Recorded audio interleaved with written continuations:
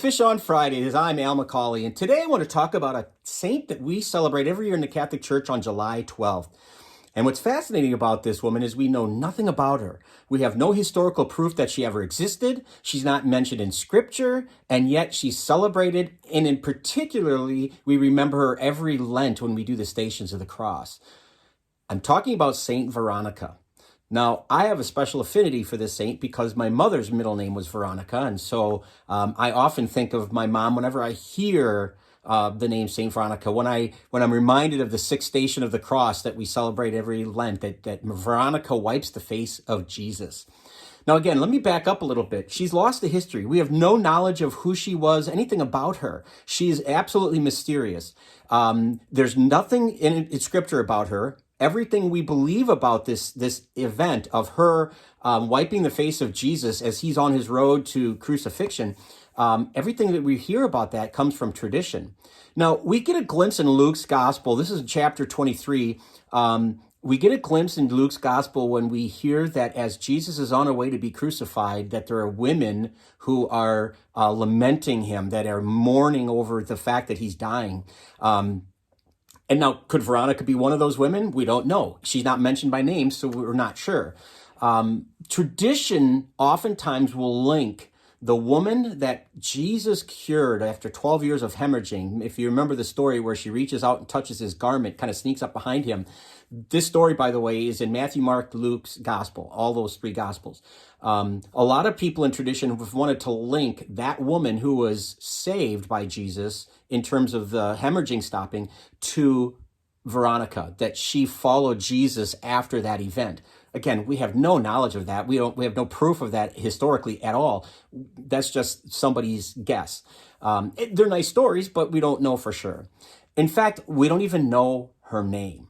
Her real name is lost to us as well. So you might say, well, how do we know that she's Veronica? Because Veronica comes from the translation of true, Vera, true image, icon, true image.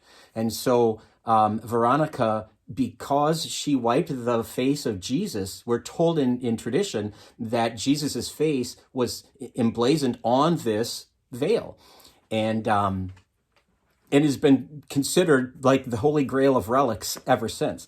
So we don't know even where this veil is, by the way. What we do believe is that it is a relic inside St. Peter's, but it's not open to the public.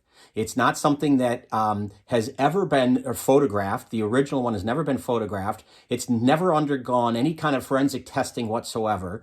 Now, you might say, why does that matter? Well, things like Juan Diego's cloak in 1531 when Mary appeared to her, the Shroud of Turin. We've seen photographs of those things. They've been investigated extensively with forensic testing and the like, but Veronica's veil has not.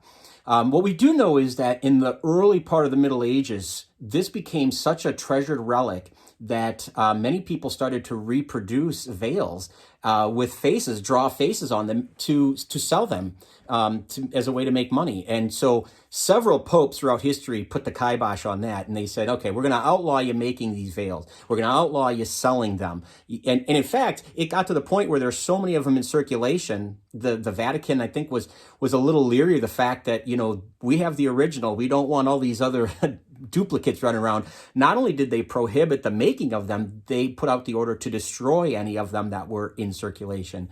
But nonetheless, Veronica tells us there's two things I think we can take from the story of Veronica.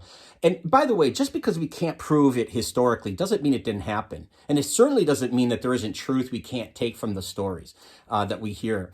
And the two main truths I would say is this. What we believe in tradition is that as Jesus is being led to crucifixion by Roman soldiers, this woman named Veronica unpins her veil and takes it off, and she goes to wipe the face of Jesus. Now, there's two lessons there. First of all, think of the courage of this woman. To unpin her veil in public and let her hair fall down would to indicate that she would be a woman of ill repute. It would be a scandal, quite frankly, but she did it. And she stepped out of the crowd.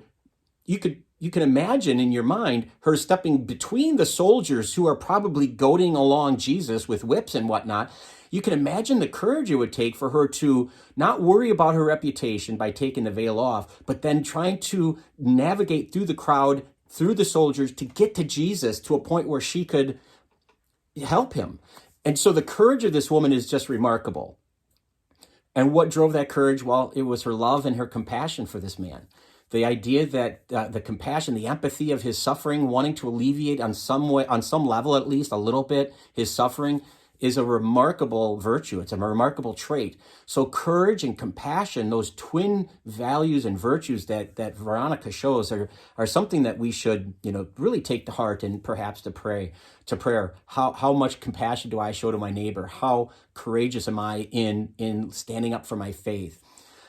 As you might imagine, she is a patron saint of two things: photographers and laundresses, people who do laundry, laundromat people and whatnot. So for obvious reasons, her connection to those two things has made her the patron saint of those two things. But one last thing I want to say about Veronica is that this whole tradition has inspired a devotion, a singular devotion called Devotion to the Holy Face.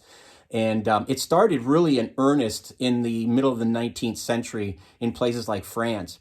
And if you've watched past episodes of Fish on Fridays, I've said this multiple times. My favorite saint of all time is Saint Teresa of Lisieux. And when she became a Carmelite, a professed Carmelite nun, Saint Therese took a name, Sister Therese, of the child Jesus and the Holy Face. And so one of her great devotions was this devotion to the face of Jesus, the suffering face of Jesus, something to which she could pray and connect with, and something that became very popular and is still today very popular. Now, I don't have enough time in this episode to go into that, but I would suggest if you have interest, that's something that you could certainly look into and do a little research on. If you're looking for a particular devotion to Christ, it's called, again, the Devotion to the Holy Face. So, but anyway, Saint Veronica, a wonderful, whether she's historical or not, a wonderful example of courage, a wonderful example of compassion that we could all take to heart and hopefully emulate in our own lives. Thanks for watching. If you know somebody named Veronica, maybe you'd want to share this content with them. But either way, if you would subscribe to our YouTube channel, that would be great. If you would follow us on Facebook, that would be great as well. But either way, thank you for tuning in every Friday for Fish on Fridays. Until next time, please be good to each other, be compassionate and courageous, and God bless.